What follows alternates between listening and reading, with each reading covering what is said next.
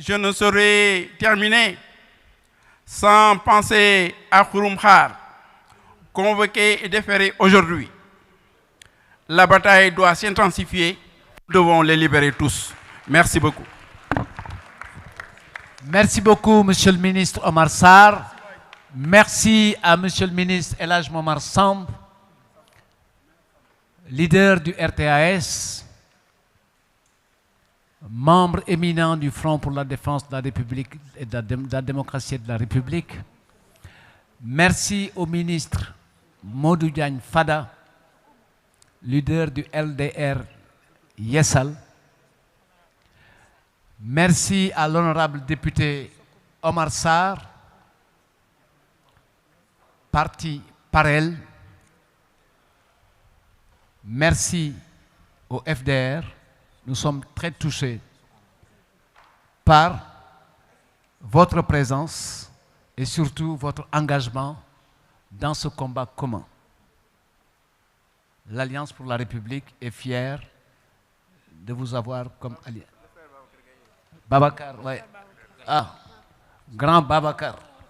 Merci pour ta présence. Manko Mouch. Konak Nanyen Manko Mouch.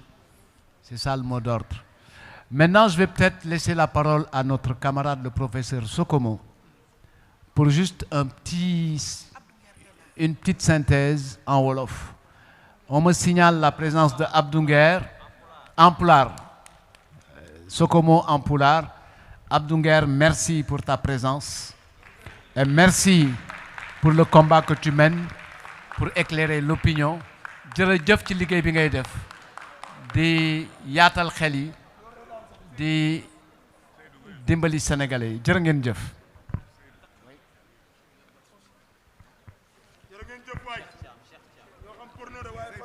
Cheikh Thiam aussi, nous sommes contents de sa présence.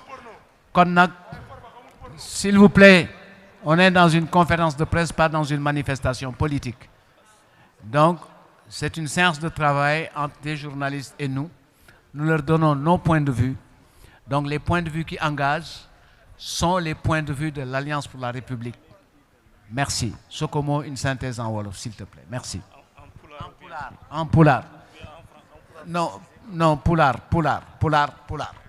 Merci, Monsieur le ministre, camarade Seydou Gueye. D'abord, je salue la présence remarquable du coordonnateur de la FDR, le ministre Oumar Sarr, mais également le président Amadou Mame Diop et l'ensemble des ministres qui sont là, le ministre Augustin Tine. Donc, je salue également l'ensemble des journalistes. Chers camarades, permettez-moi de revenir un peu sur l'événement d'hier, parce que ce qui s'est passé hier, avant de parler Pulaar, c'est ce qu'on appelle une hérésie juridique. C'est une contradiction. Hier, ce qui s'est passé, le procureur de la République, je lui rappelle tout simplement, le procureur du parquet financier, qui s'est opposé à cette libération. Non, je vais parler Pulaar. Je vais parler de Pulaar tout à l'heure. Donc, on lui rappelle tout simplement.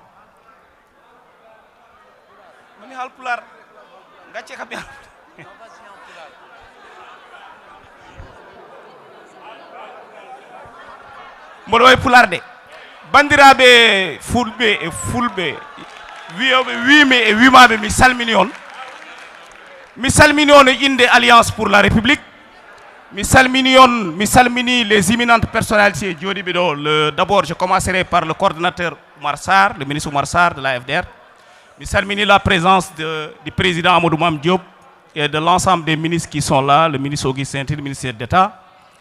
Bandiraɓe, hanki nde wiya l'honorable député Farba Ngom et l'homme d'affaires Tahirou Sarr ngaccitama, woni le juge d'instruction du pôle financier hokkiɓe liberté, Sénégal naaɓe fof poofi mbirti hen no feewi. Kono noon oɗon belemma mataw waɗani duré 1 heure de temps.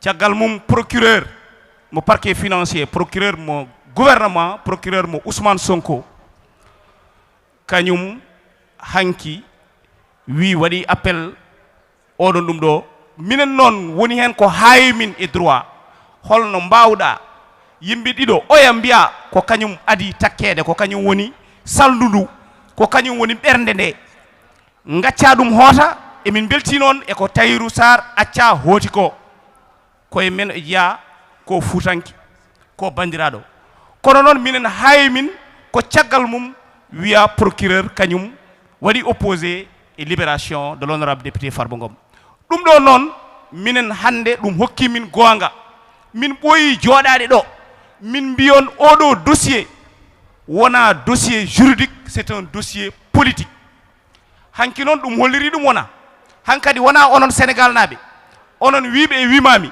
on paami ɓiyon o nangimo e nder kaso nangimo toon ko par ce que politique caggal nde Ousmane Sonko naati e nder Fouta wi Farba Ngom ko oɗo woni cakkitugol kada waɗa campagne an e nder Fouta ɗum ɗon noon min mbi Ousmane Sonko ɗum ko fenande wona gonga Ousmane Sonko haalani ɗon gonga ko fenande inen noon fenande Ousmane Sonko hawani min par ce que ko hen hoɗi goɗɗum ɗum o wi Farba Ngom ko gawlo fotani dañde kalis mate kalis ni andi hol suudu ndu foti nadde ko koɗo kangaɗo mo wela natata Allah noon hokki Farba Ngom fecci ɗum e windande nde fof fecci ɗum particulièrement e Fuutankoɓe mo yi commune mo Agnam ne andi Farba Ngom so wontino hande ko blanchiment d'argent ko détournement escroquerie mais yoɓe jaa mairie Agnam Farba Ngom ko maire depuis plus de 12 ans kono wona toon ɓe ndewi ɓe mbi ko blanchiment de capitaux noon ummoto ko kalis laamu so wiyama ko kalis ɓawluɗo ko poɗɗo lawƴede ɗum dene hawni kono noon hanki min so wonti ko mbiyanmi mawnam Farba Ngom to woni to l'honorable député o foti hande so fini o waɗa ŋayel o diwa o daro o anda ko kulol Ousmane Sonko e laamu mu jogue makko ɗum tagui ganda hoore maɗa omone kaso ha joni hande to woni to soma nana min yo andu kanko yo andu tigi rigi ndekete ko kanko tan hulɓini laamu Pastef o hulɓinini laamu Pastef noon koye darde makko kono noon yo andu omo toon min jiiɗi ko yalta boowal o wona omo ɗo e nder amen minen laamu Ousmane Sonko wonda ganda hoore maɗa wonani min waɗi ɓiɗo tan ko min démocrate en koye min démocrate en min jiiɗa haare kono noon bandiraɓe ko heewi noon so kala ko heewi rufat yonti Farba Ngom wona mo Fouta tan Farba Ngom komo Sénégal fof yonti Sénégal naɓe kala to ɓe mbawi wonde ɓe immoɓe daro ɓe tawta min ɗo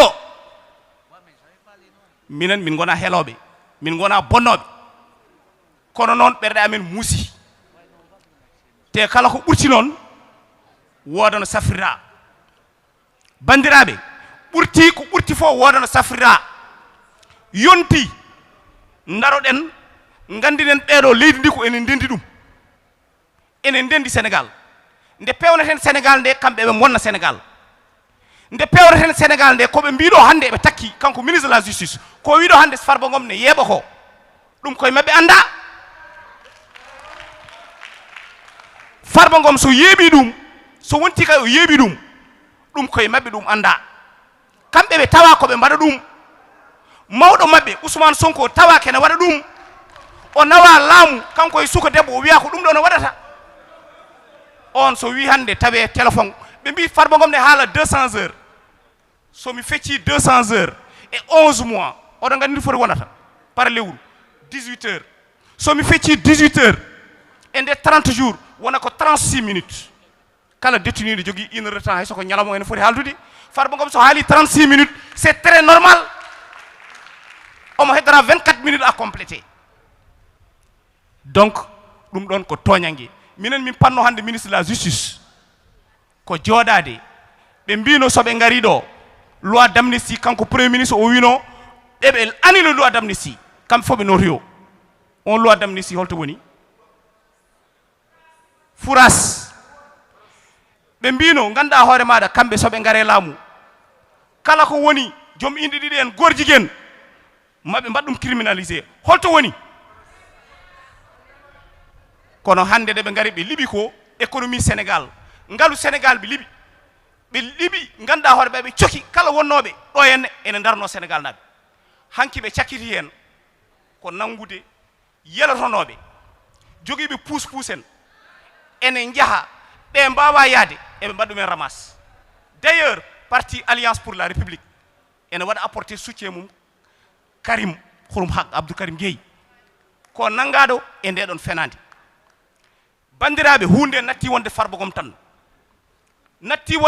tan kala on homme de droit et pris de droit en fotade ummade darade pour wadde barrer la route à ce régime de Pastef alliance pour la république e kala ɓe o yaadi woni FDR ma ummo naata e kala to khalifa diine woni to bange musulman to bange catholique e kala kadi ko mbawɗa ganduɗa hoore maɗa ko ɗum ɗo woni croyance ma so ɓe gayni ɗum maɓe jaa la société civile les intellectuels maɓe jaa les représentations diplomatiques ɓe kalda e maɓɓe par ce que inde sénégal nana boni partout somin gayni ɗum emin anniyi wadde une grande mobilisation nationale pour wadde barrer la route à ce monstre là woni le monstre le gouvernement de Ousmane Sonko bandiraɓe ko ɗum ɗo jinnomi yettinde au nom de l'alliance pour la république mbiɗa andina on surtout onon fulɓe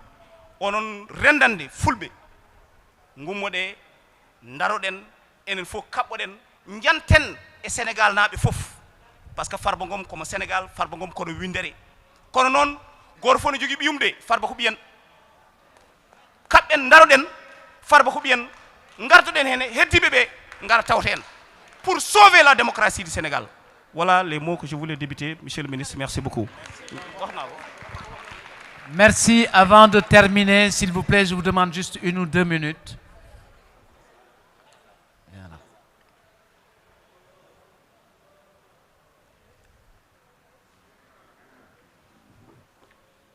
Je vous remercie pour votre patience. Mais avant de terminer, comme c'est de tradition et de rigueur, je voudrais renouveler à vous tous nos remerciements. En profiter également pour remercier et saluer la présence du député non inscrit Moussa Amadi Sarr, à qui j'aurais voulu donner la parole, mais comme il se fait un peu tard, merci camarades, nous saluons votre présence et l'apprécions à sa juste valeur. Remercier Alassane Cissé, membre du FDR, mais un des alliés de la première heure dans le cadre de Macky 2012. Cheikh Thiam, ambassadeur. Baroukan, présent. Aboulo. Merci à Cheikh Ahmed Tidiane Ly, membre de la commission communication qui a contribué au travail de préparation. Au président Amadou Mame Diop. Président, merci beaucoup de votre présence. Au ministre d'État Augustin Tine, au ministre Abdoulaye Badji, à la ministre Néné Fatoumata Tall, au ministre Pape Gorgui Ndong, à notre camarade Saourou Sène, en fait, à l'ensemble des responsables, celui de la jeunesse à travers le COJER, le coordonnateur Moussa Sow, Amadou Mansour Faye, le ministre Amadou Mansour Faye, le professeur El Hadji Malick Sarr, plus connu sous le nom de Luc. su ma continuer lim damay fàtte su ma fàttee ki ma fàtte dina ma mere bëgguma ku ma mere jërë ngeen jëf la séance est levée.